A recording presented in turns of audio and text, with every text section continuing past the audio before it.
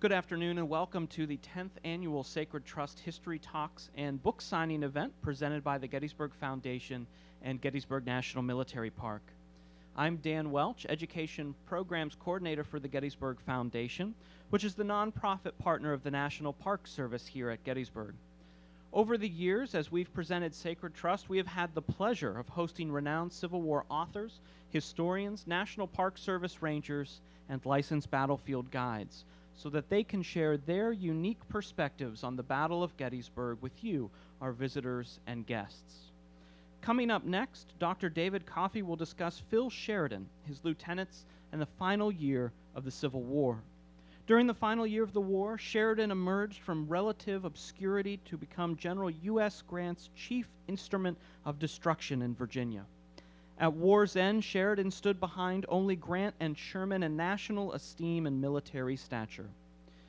Born in New Mexico and raised in Fort Worth, Texas, Dr. Coffey is professor of history and chair of the Department of History and Philosophy at the University of Tennessee at Martin, where he offers classes in United States, military, and Mexican history.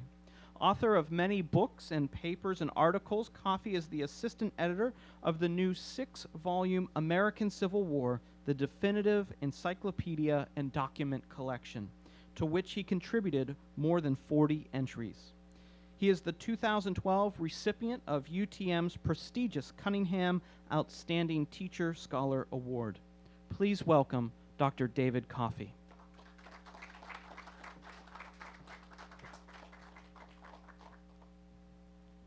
Thank you so much for being here. It's quite an honor for me. In the wake of the successful Allied offensive that ended the First World War, German General Erich Ludendorff proclaimed the late arriving American forces to be the decisive power in the war. And I came to sort of that same conclusion about Sheridan and his command in the last year of the Civil War. Like the Americans in World War I, he achieved prominence late in the conflict and proved to be the decisive element in securing Union victory in the Eastern Theater. Now, decisive is a overused and often misused term. There were no truly decisive battles in the Civil War until the end, although there were many that were indeed consequential. There were decisive moves, though. I would argue that President Abraham Lincoln's appointment of U.S. Grant to command the armies of the United States became the decisive event of the war, followed in importance by Grant's appointment of his friend William T. Sherman to command the Western armies, and the appointment of Philip Henry Sheridan to command the Cavalry Corps of the Army of the Potomac. In crafting this argument, I must note the utter randomness that characterized Civil War's success and failure, from battlefield blunders to pure unadulterated luck. Being in the right place at the right time could make a hero out of anyone. Being in the wrong place at the wrong time could end one's career or one's life. At the command level, there were far more failures than successes. Men supposed to have possessed martial greatness in 1861 quickly faded from memory, while men who ran lumber mills or taught school prior to the war commanded corps in 1865. We forget sometimes that had Joseph Johnston not been wounded at Seven Pines, the world may never have witnessed the audacity of Robert E. Lee. For Phil Sheridan and those who commanded his divisions and brigades in that final year of the Civil War, to play the decisive roles they played in the closing stages of the war required a remarkable set of circumstances. But then that's what the Civil War was, a remarkable set of circumstances. At the outbreak of the Civil War, not even the most optimistic of young lieutenants, having experienced the glacially slow pace of promotion in the regular army, could have forecast an opportunity to command an army. Yet, in 1864, 33-year-olds John Bell Hood, John Schofield, James McPherson, and Phil Sheridan, all West Point classmates and junior officers in 1861, headed major field armies. It shouldn't surprise anyone that this war, like most wars, was dominated by young men. Grant himself was only 42 when he assumed command of the Union armies. At the bottom line was the inescapable truth that America was not prepared to fight a major war. Not a single man in America, North or South, was prepared realistically to command a regular infantry division, much less a corps or an army. Even such heralded veterans as Robert E. Lee and Albert Sidney Johnston had comparatively little command experience. And as mentioned, many men counted on to provide leadership simply failed. But this war, of course, would be for Americans a war like none other. It was unimaginable on so many levels.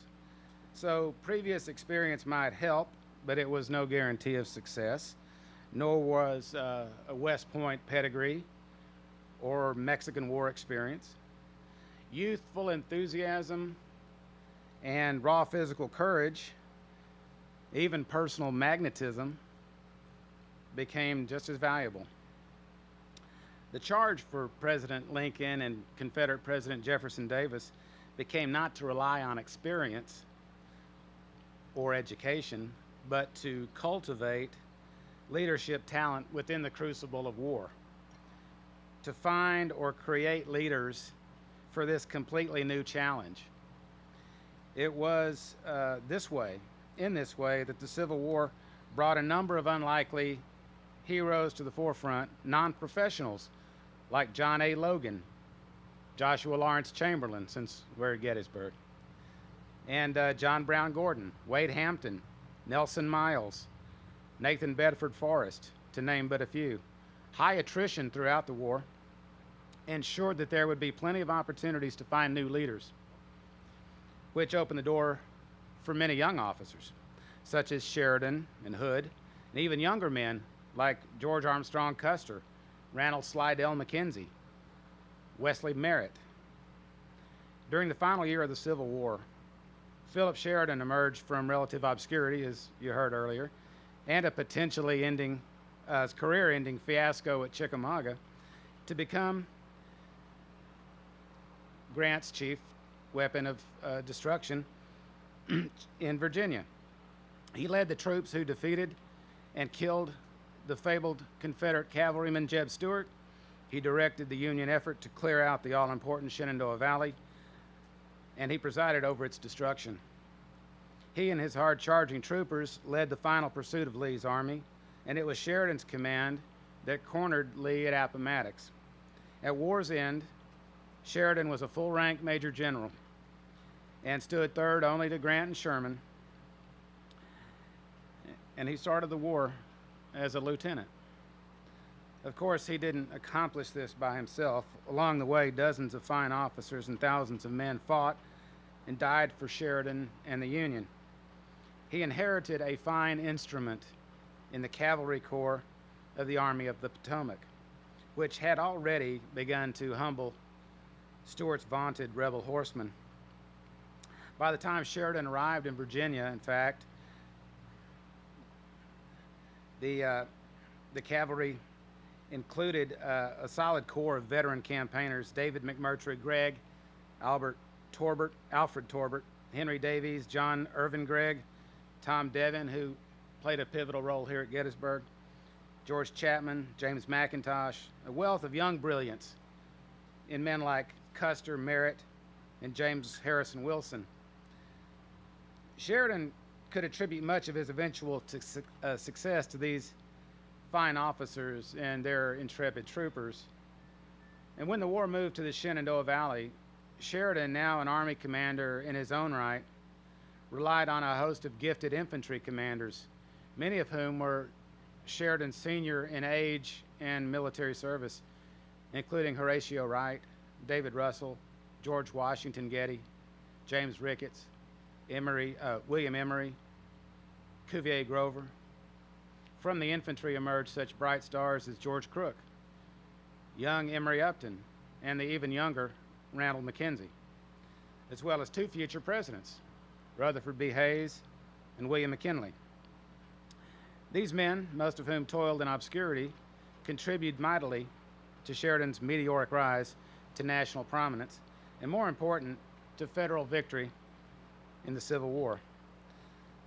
Little Phil found in the flamboyant 24-year-old Custer and the quietly outstanding 28-year-old Merritt men who matched his own drive and could carry out his plans in grand style.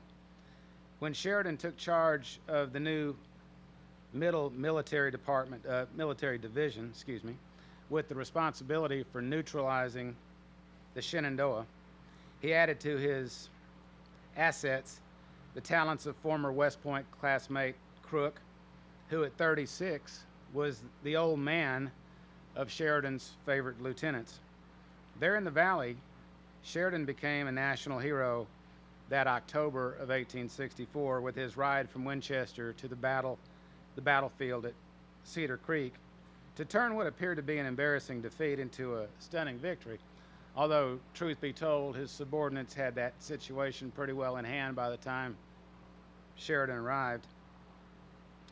There, too, he discovered yet another brilliant young leader in the 24-year-old Mackenzie, just 2 years out of the academy, already 5 times wounded, when he rallied his regiment to share in the final assault that won the day at Cedar Creek. These four particularly, along with their chief, not only played a major role in the closing stages of the Civil War, but went on as Indian fighters and agents of expansion to become some of the most prolific warriors in American history. Few soldiers, then, have had a greater impact on American military history over such a long period of time than did Phil Sheridan. He played an undeniably pivotal role, even decisive role, in the closing stages of the Civil War, which brought him into the upper echelon of the Army's command structure. For 20 years as a regional commander and eventually as commanding general, he was the primary prosecutor of the Indian Wars in the West. Among the 5 most prominent instruments of that prosecution, 4, Crook, Custer, Mackenzie, and Merritt, the 5th being Nelson Miles, owed their post-war careers in large measure to service under Sheridan in 1864 and 1865. And Sheridan's impact continued after his death in 1888. In 1890, his Civil War Chief of Staff, James Forsyth, commanded the 7th Cavalry in the regrettable Wounded Knee episode. In 1889, Wesley Merritt led the ground troops that captured Manila during the Spanish-American War. It is therefore useful to examine the genesis of this martial brotherhood that dominated the American military establishment for almost 40 years. Yet today, to the extent he's even discussed, Sheridan is not among our most admired soldiers, and with the exception of Custer, most Americans have never heard of these other guys. There are, of course, reasons for this. For a long time, historians basically ignored the federal side of the war, while crafters of the Lost Cause made demigods out of Lee and Stuart and Stonewall Jackson. You've heard it, and it's still widely accepted, that Grant, Sherman, and Sheridan succeeded only because of the Union's vast resources and material advantages. Well, McClellan, Pope, Burnside, Hooker, and a host of others enjoyed those same advantages without success. If Sheridan is recalled at all, it is, as with Sherman, because of his merciless total war campaigns of 1864 that left significant portions of the South in smoldering ruin. Simply put, well, Sheridan's not a very likable historical figure, and he could be pretty unlikable in his time as well. In fact, a federal cavalry authority Eric Wittenberg, who offered me some excellent advice on this topic, devoted an entire volume to Sheridan's shortcomings. And he made some fine points, too. But he couldn't escape the essential truth that Sheridan almost always succeeded, which involves at least a degree of skill. And he did cultivate a wealth of military talent. Like Grant and Sherman, Sheridan represented an incredibly unlikely rise to prominence. He was small, about 5'2", and at times during the Civil War he weighed slightly over 100 pounds because he didn't take care of himself. He was dark complected, very Irish, they would say about him. And writers always referred to his bullet-shaped head and his bandy legs. He couldn't even wear a cap properly. And he had a temper. He could be profane. And he had the misfortune of being the division next to the division that pulled out of line at Chickamauga and invited a disaster that, frankly, he did help to put an end to. When Grant assumed direction of the federal war effort and came east to face off with General Lee, he made few alterations to the Army of the Potomac. But he had one major change in mind. In one of my early interviews with President Grant recalled, I expressed my dissatisfaction with the little that had been accomplished by the cavalry so far in the war, and the belief that it was capable of accomplishing much more than it had done if under a thorough leader, end quote. He wanted, quote, the very best man in the Army for that command. Major General Henry Halleck, recently deposed as General-in-Chief and now serving as Chief of Staff, he was present and he offered, "How would Sheridan do?" To which Grant replied, "The very man I want." Well, apparently Sheridan wasn't the very man he wanted. He had a couple of other guys in mind. But mention of the young general's name struck a chord. The decision was made, and on March 23rd, 1864, Sheridan, who still commanded an infantry division in Tennessee, received orders to report to Washington. From the time he assumed command of the Cavalry Corps in the spring of 1864, he infused it with his own spirit and determination. And as mentioned, he certainly inherited a brilliant instrument in the Cavalry Corps, a command reorganized by the underappreciated Alfred Pleasanton and seasoned under the late and much lamented John Buford. After very impressive victories at Brandy Station and here at Gettysburg on the third day of the battle, the Federals had finally turned the tide against Stuart, who had made his reputation, of course, tormenting Yankee cavalrymen. But Sheridan deserves credit for not messing up a good thing. He came not as a boastful Westerner like John Pope, sent to teach the Potomac horsemen how to win, but as a member of a new and promising organization ready to move to the next level. He did not impose any cronies. In fact, other than a few staff officers, he brought no one with him from the West. When Sheridan assumed command of the Cavalry Corps, he took charge of more than 13,000 officers and men in 3 divisions and a brigade of horse artillery. Most of the officers were now proven campaigners, and many were younger than Sheridan. Although Sheridan retained much of Pleasanton's staff, some new appointments had to be made. Grant pulled James Harrison Wilson from the Cavalry Bureau to command the 3rd Division, replacing the disastrous Judson Kilpatrick. For reasons never quite explained, Grant appointed Brigadier General Alfred Torbert, previously an infantry commander with no cavalry experience, to command Buford's excellent 1st Division. So entering his new command, Sheridan had only one experienced division commander. That was David Gregg, who led the 2nd Division, and he was excellent. All 3 division commanders were professional soldiers and West Pointers. Gregg and Torbert finished 2 years behind Sheridan, while Wilson belonged to the fine class of 1860, which included Wesley Merritt. By the year's end, though, none of these division commanders would be with Sheridan. A roster of seasoned brigade and regiment commanders, including the standouts Merritt and Custer, the boy generals, and crusty Tom Devin, more than compensated for the relative inexperience at the division level. Custer and Merritt had spent much of the war on various staffs, but both had distinguished themselves in battle when given a chance, and both had been promoted directly from captain to brigadier by Pleasanton. Merritt, already among the finest cavalry commanders on either side when Sheridan arrived, commanded the 1st Division after Buford's death.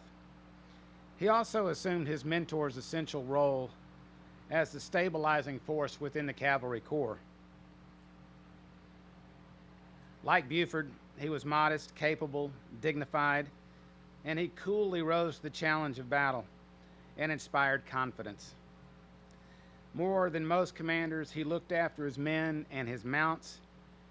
Merritt lacked Custer's dash and shunned the fancy uniforms, but he easily equaled his comrade in action and far exceeded him as a complete cavalry leader.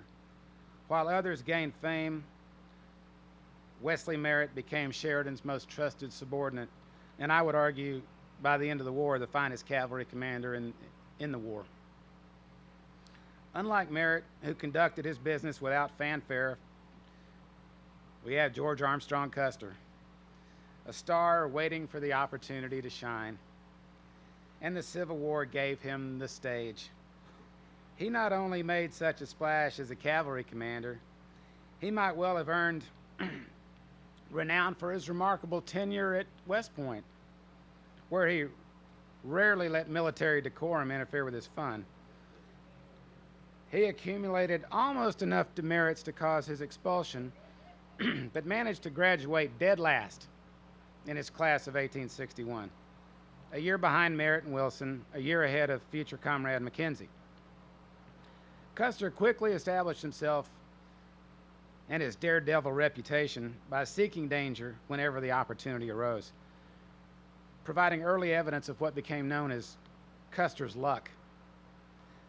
Brigadier General at 23, the garishly attired Custer became one of the youngest general officers on either side during the conflict, and not surprisingly, he emerged the darling of the Northern press, attention relished and openly courted by Custer. For the role of cavalry commander, Custer adopted a black velvet jacket and trousers, lavish compliments of gold braid, stars, high cavalry boots, a wide-brimmed black hat with a bright red necktie. His reddish blonde ringlets, his droopy mustache, his nifty little imperial inspired much admiration. And had he not backed this rather outlandish costume with some uncanny timing and absolute fearlessness in battle, he might well have been laughed out of the army. Even his Michiganders looked upon their leader with skepticism until they saw him in battle. And he was outright inspiring. Tom Devin, a New York house painter before the war, like Sheridan, a first-generation Irish-American, was a rock-solid cavalry commander. He led his brigade of Buford's 1st Division and played a major role in holding back Lee's infantry during the first day here at Gettysburg. All in all, this was a fine collection of experience and talent, as fine a collection as could be found in any corps on either side. Now, Sheridan was not a great cavalry commander, but had several very good ones reporting to him. Now, his strength was how he intended to use his cavalry as a semi-autonomous force with a singular mission: to destroy the Confederate cavalry. He had no interest in guarding flanks or fords, which became a problem during the first campaign with his new command. He almost came to blows with General George Meade in the wilderness over what he considered the inappropriate use of his cavalry.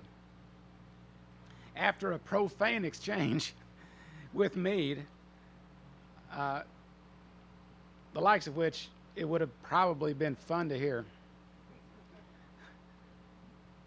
the reports are just interesting. Meade stormed out of his tent and went right to Grant and said, "Sheridan says if we'd let him go, he'll whip Jeb Stuart." And Grant simply replied, "Well, Sheridan usually knows what he talks about. Let him do it." And, of course, that probably didn't make Meade very happy, but he, being Meade, followed orders and let Sheridan go. Once unleashed, he proved himself rather quickly. On his first raid came the much anticipated showdown with Jeb Stuart near Richmond, the Battle of Yellow Tavern, in which the young Cavalier fell mortally wounded. The raid itself was of little lasting value, nor was the second raid, which proceeded with great promise only to come up short at Trevilian Station, where Custer quite nearly had his last stand in the largest cavalry fight of the war.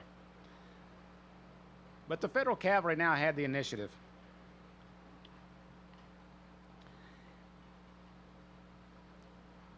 Sheridan enjoyed the bounty of a productive United States, but as the record shows, this perceived advantage didn't always apply.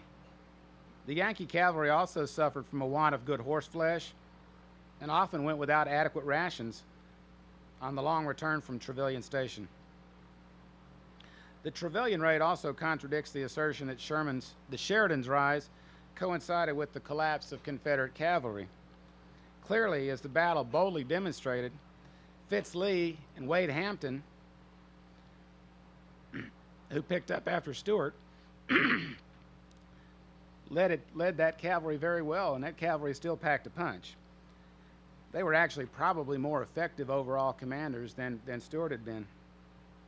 By the summer of 1864, with Lee trapped in his trenches and Jubal Early running amok out in the Shenandoah Valley, Sheridan realized his greatest opportunity. And this is how he truly excelled as an independent, semi-autonomous Army commander. Now, contrary to popular belief, he was not impetuous or reckless in this role, but proved rather effective in combining the various elements of his army. And he was generally cautious as well. The Shenandoah Valley campaign of 1864 is remarkable for many reasons, not the least of which is the scant attention it has received. It featured great, horrible battles at Winchester and Cedar Creek. It helped win Lincoln an election. It made a bona fide national hero out of Sheridan. Winchester was one of the great battles of the war. It featured desperate fighting. In fact, some of the participants consider it the fiercest fight of the war. And these were veterans. Most of these were Second Corps guys, Jackson's old guys, and incredible human performances. One of the most beautifully realized uses of cavalry in the entire war. This was something that must have been breathtaking to behold. Sheridan resurrected this from the old Napoleonic days as 7,000 saber-wielding troopers charged mounted into the Confederate lines at Winchester, driving them from the field. The Battle of Winchester, Third Battle of Winchester, or the Battle of Appomattox, ended not in the total destruction of the Confederate force, because the sluggish advance and the failure to cut off escape routes allowed Jubal Early to move off his army, what remained of it. But still, there were about 8,000 killed and wounded in this one engagement. Fisher's Hill a week later saw a brilliantly executed flanking maneuver planned and executed by General Crook, which promised again the destruction of Early's army, only to see the rebels escape once again. Still, Sheridan believed that Early had been tamed and no longer posed a threat, and he began to plan his return to Grant's army, which was now around Richmond. This set the stage for a really interesting battle at Cedar Creek, just south of Winchester in October. Fascinating battle, even before Sheridan arrived. While Sheridan was away at a conference in Washington, the Confederates unleashed a beautifully realized surprise attack that shattered two corps before anyone really knew what was happening.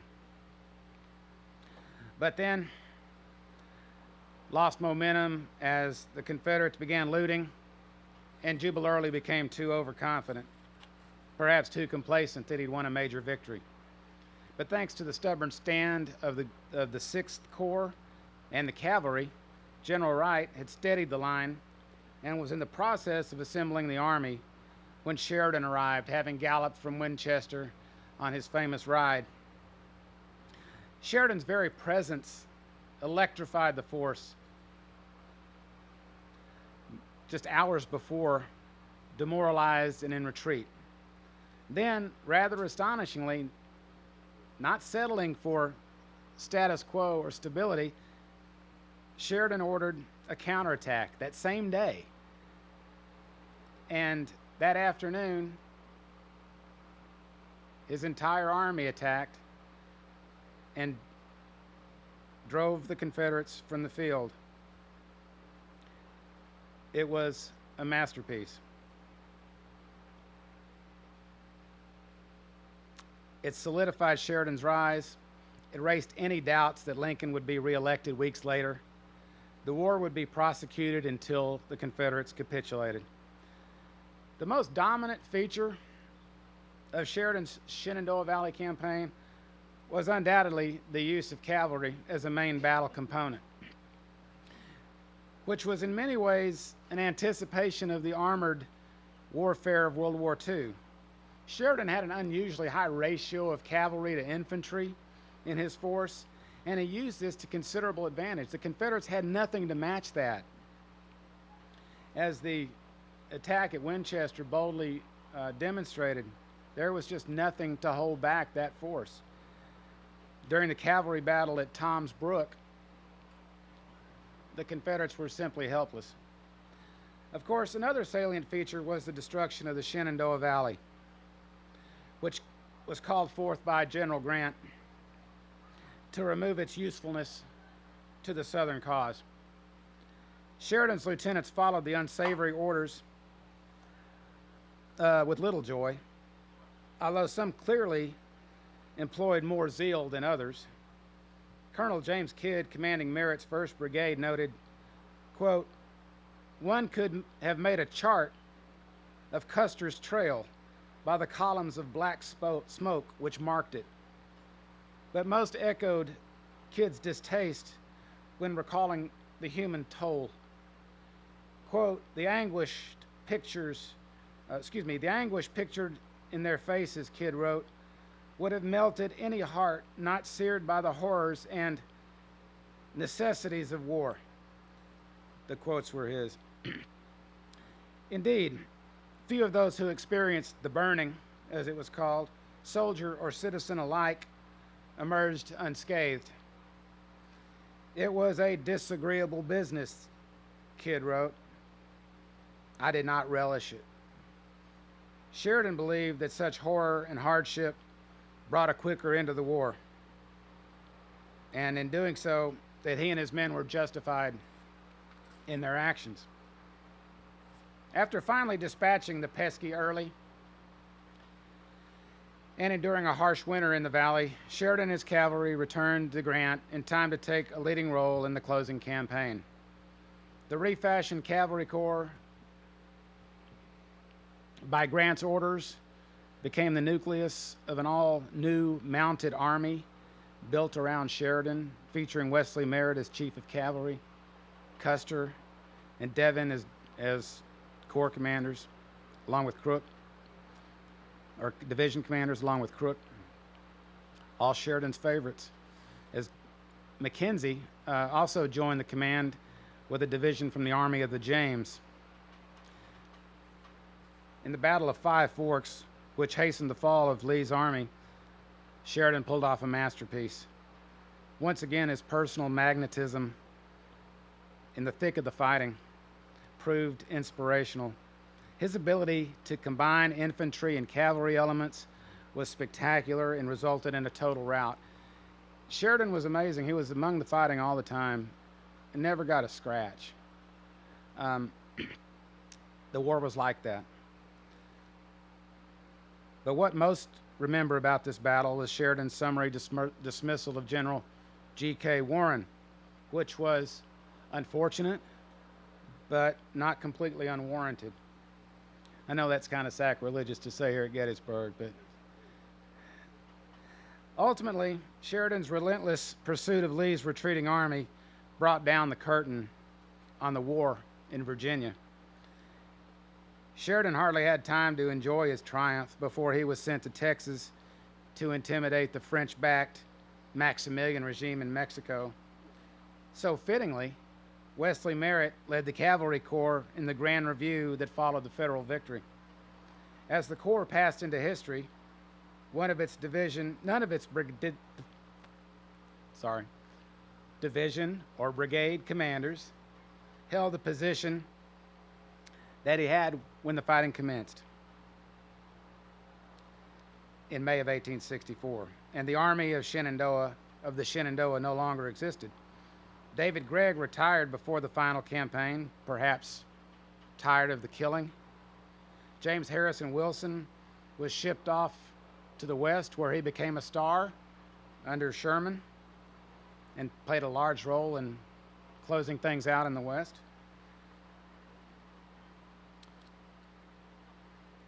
He was in on the capture of Jefferson Davis. Alfred Torbert was left behind in the valley and never regained his stature. Even Horatio Wright's rock-solid 6th Corps and Mackenzie's cavalry were left behind in the valley, still on duty, and they missed the parade. Back during the anxious and hopeful spring of 1864, few Americans outside of the Army, and not all that many within the service, knew of Phil Sheridan or Wesley Merritt or George Crook or Ranald Mackenzie or Tom Devin. Custer by then had attracted some notoriety as the boy general, more for his outlandish appearance and scene-stealing antics than his military prowess. Certainly no one could have predicted the impact Sheridan and his lieutenants, the men he led, would have on the outcome of the Civil War. In one remarkable year, Sheridan changed the way the war was fought on a grand scale. And, as mentioned, Sheridan's employment of cavalry foreshadowed the armored warfare of the 20th century. The success of aggressive young officers, the boy generals, most famously associated with Sheridan's command, helped to facilitate the rapid advancement of gifted young officers in the future. In his memoir, Grant wrote that he regarded Mackenzie as the most promising young officer in the Army. He may have been. The most immediate and obvious impact of Sheridan's Civil War influence came in the contributions of his lieutenants in the prosecution of the Indian Wars. Under Sheridan's direction, Custer struck the first meaningful blows on the plains in his campaigns against the Southern Cheyenne in 1868. 2 years after Sheridan's death, his former chief of staff, as I mentioned, James Forsyth, commanded the 7th Cavalry in the final sad act of the Indian Wars, the tragic event at Wounded Knee. Excepting Tom Devin, who, plagued by poor health,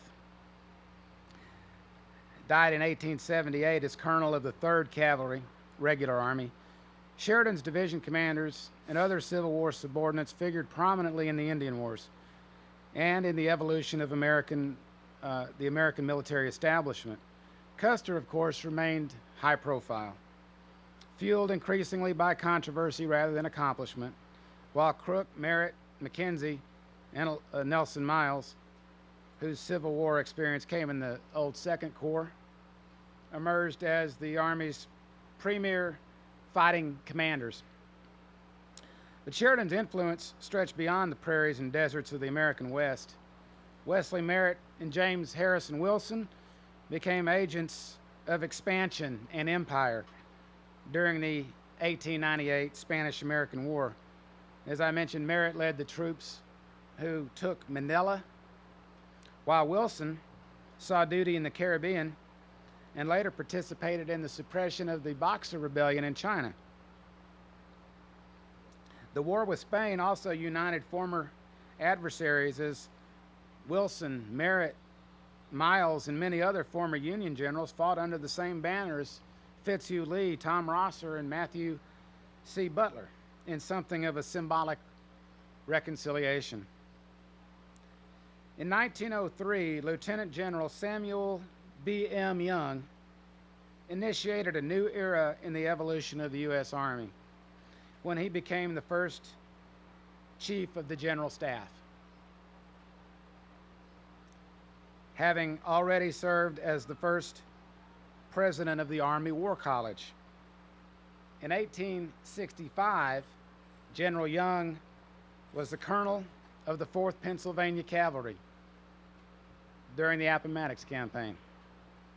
That's the kind of legacy Sherman's lieutenants enjoyed. Merritt and Young came to represent at the turn of the century the truly remarkable nexus of William T. Sherman's quest for modernization and professionalism and Sheridan's brilliant cultivation of talent, something for which Sheridan has never received due credit.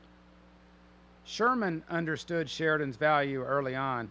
In his letter to Sheridan following his 1864 victory at Cedar Creek, Sherman observed that Sheridan's success had given him, quote, a hold upon an army, and, quote, a future that older men can hope for. Indeed, Sheridan had a hold on the Army, and he lived to realize much of the bright future that Sherman predicted. In a very real sense, the genesis of the modern Army can be traced to the day Sheridan took charge of the Cavalry Corps of the Army of the Potomac in 1864. Few, if any, soldiers so connected had a greater impact on American history over such a span of time as did Sheridan and his lieutenants. Thank you.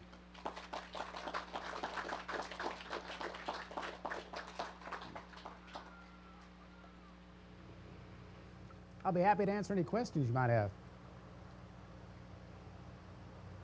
Well, you like my classes? Yes, sir.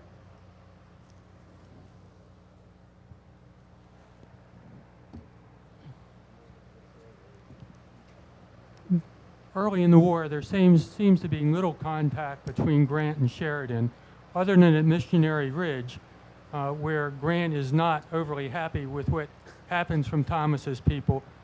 So what does Sheridan do to so impress Grant? That's a great question. I was just having a conversation earlier about the shameful treatment that Grant and Sherman gave Thomas. How Sheridan avoided that scorn, I do not know. But maybe Grant just picked up on something. Maybe Grant picked up on that magnetism. But there was something. And maybe Grant was smart enough to recognize that Sheridan made something happen that day, or at least troops under Sheridan's command did at Missionary Ridge. Sheridan didn't have anything to do with it. That was a soldier's battle. They had to move or get shot. But that definitely made an impact on Grant. And it's really an inexplicable thing. And maybe it was just that Halleck's suggestion. Grant had a couple of other guys in mind. William Franklin was his first choice, I think, and I can't remember the other one, but he had two clear. Yeah, exactly, and so I think Sheridan was probably the right element, as it turns out, but I can't explain it. There's nothing documentary that I could find. Yes, sir.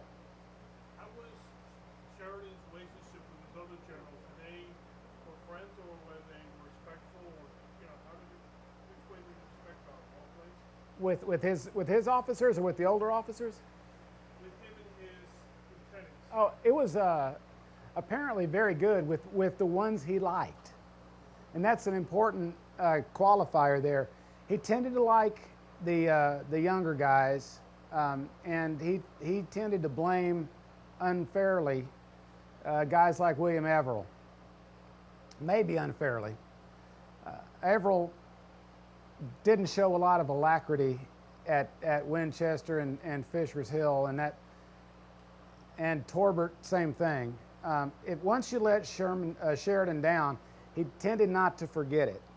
But fortunately for most of those guys, they didn't let him down. They were him in many ways, and I think he tended to respond to men who were a little younger, a little more aggressive, maybe a little less doctrinaire.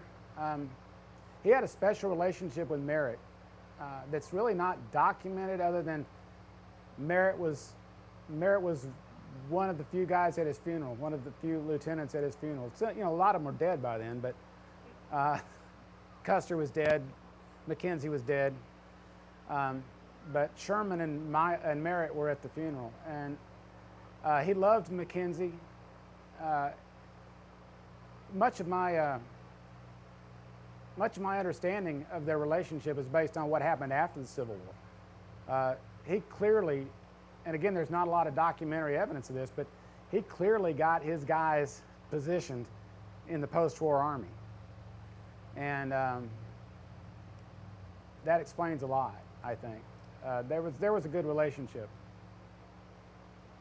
Not with all of them, though. Yes, sir.